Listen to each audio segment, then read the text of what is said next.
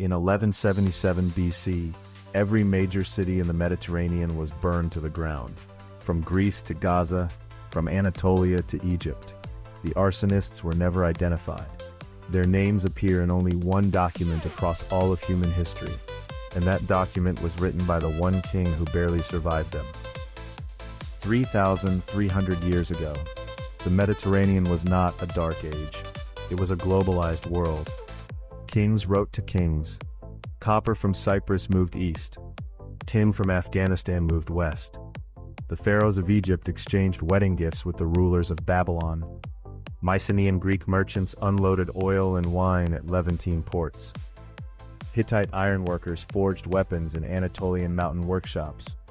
This was the late Bronze Age, and it was shockingly modern. The city of Ugarit on the Syrian coast was a hub.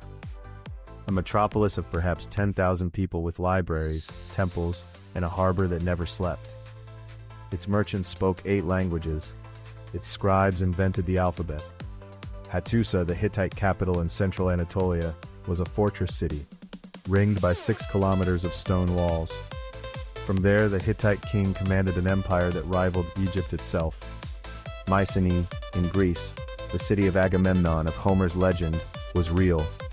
Its Lion Gate still stands today. Its palaces held storerooms of olive oil big enough to feed an army, and between these powers ran a web of trade routes. Ships moved grain, timber, wine, copper, and tin across thousands of nautical miles. Uluburun, a shipwreck found off the Turkish coast, carried cargo from 11 different civilizations when it sank.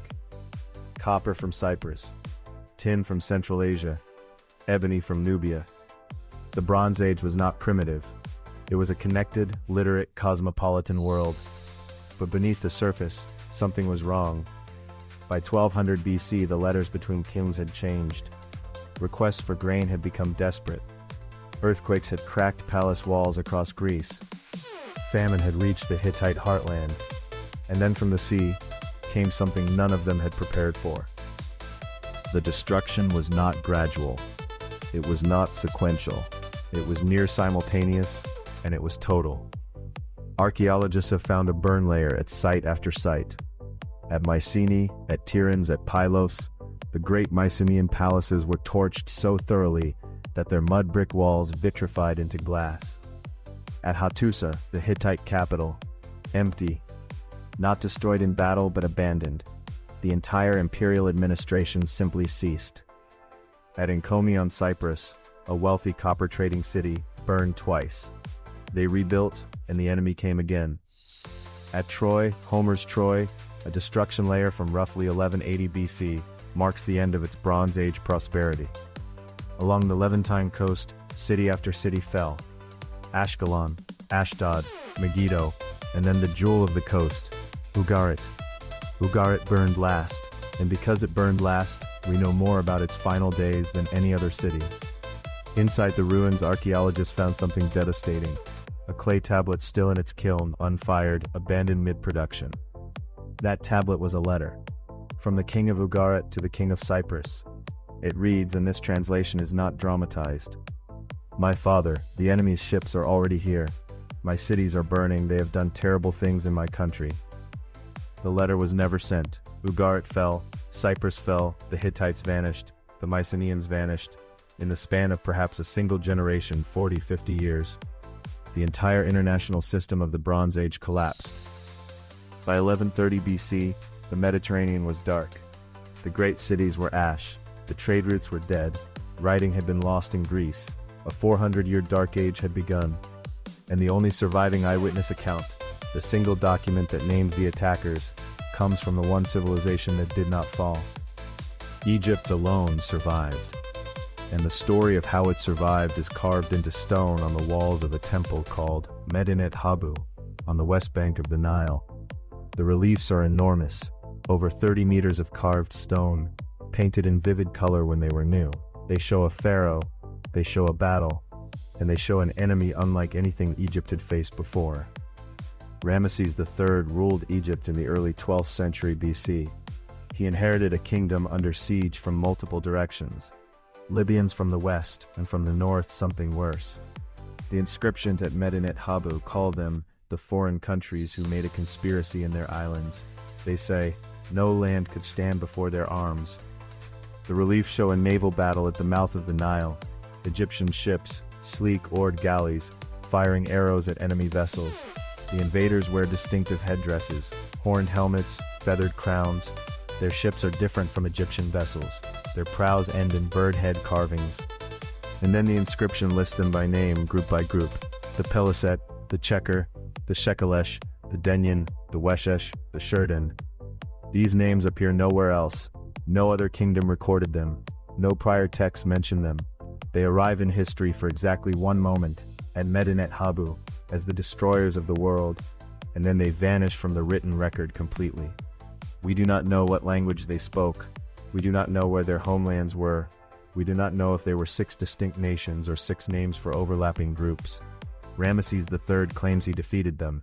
He claims he slaughtered them on the beaches and captured their ships. But the reliefs at Medinet Habu are propaganda. Egyptian pharaohs never recorded defeats. And tellingly, after Ramesses III, Egypt never again projected power beyond its borders. He may have survived, but something had irreversibly changed. So who were they? For 3,000 years that question has had no answer. Historians have chased the sea peoples through pottery sherds and sword hilts, through ship designs and helmet styles, through linguistic clues buried in their names. None of the theories is proven. All of them are contested. The Shurden. The name Shurden sounds a lot like Sardinia, and Sardinian Bronze Age figurines show warriors with horned helmets and round shields, remarkably similar to the warriors in the Medinet Habu reliefs. Theory: the Shurden were Sardinians, but Sardinia is west of Italy, the wrong direction. Could they have migrated east across the sea? The Denyen. Homer's Iliad mentions a people called the Danans. In fact, Danan is one of Homer's 3 names for the Greeks. Theory: the Denyen were Mycenaean Greeks who had lost their homes and turned to raiding, a displaced warrior class from the very civilization they helped destroy. The Shekelesh, possibly Sicilians, the Cycles of ancient Sicily. The Checker, possibly from the Troad, the region around Troy. But the most revealing name, the one that changes the entire picture. Here is where the story twists. We have been calling them raiders, pirates, invaders. But the Medinet Habu reliefs show something that does not fit that picture. Beside the warriors, the reliefs depict ox carts, wagons loaded with women, children, household goods, livestock, entire families moving together. These were not a pure invasion force. This was a migration, a population on the move. Whole societies, uprooted, crossing land and sea with everything they owned. What would cause entire peoples to abandon their homelands and move toward the sea? The evidence increasingly points to a system's collapse. Not a single cause, but a cascade. Climate data from the eastern Mediterranean shows a prolonged drought around 1200 BC. Pollen cores from Syria and Cyprus confirm it. The crops failed, year after year. Tree rings from Anatolia show the same pattern. Decades of dry summers, one after another, reducing harvests to nothing. Add earthquakes. Archaeologists have found seismic damage at multiple Mycenaean sites, dated to the decades just before the collapse. Add the breakdown of trade. When the routes that moved tin and copper stopped, bronze weapons could no longer be made. Add internal rebellions. Linear B tablets from Pylos show a palace scrambling to defend itself in its final weeks, posting watchers to the coast. No single enemy burned every city. The sea peoples may have been predators of opportunity. Desperate peoples fleeing a world that was already dying, taking what they needed from the cities in their path. Some of them may have been the same people who once occupied those burning palaces. The Bronze Age did not fall to a ghost army. It fell to a cascade of failures that turned neighbors into enemies, traders into raiders, and kingdoms into refugees. One group of sea peoples did not vanish into history. They settled, and archaeologists have been digging up their cities for decades, without always realizing what they were looking at. The Peliset. In the Bible, they appear under a different name, the Philistines. When archaeologists first excavated Philistine cities like Ashkelon, Ekron, and Gath, they expected to find Canaanite culture. Instead, they found something alien. The pottery was not Canaanite. It was Mycenaean in style, painted with geometric patterns and seabirds that matched the pottery of Bronze Age Greece. The cooking pots were Aegean.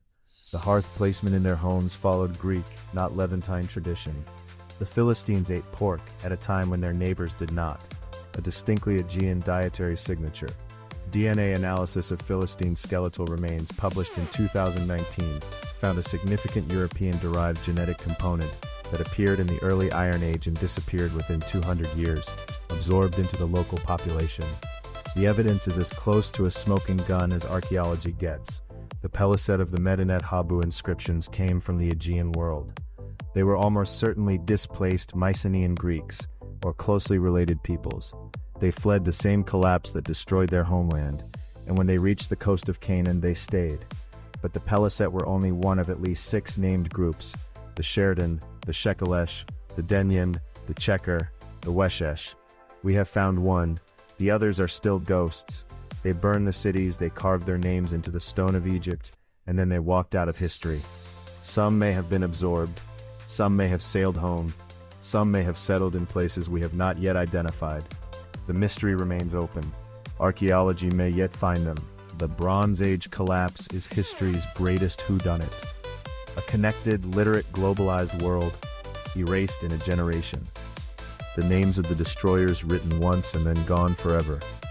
The one group we identified became the most famous antagonists in biblical history, but their 5 companions remain nameless faces on a temple wall.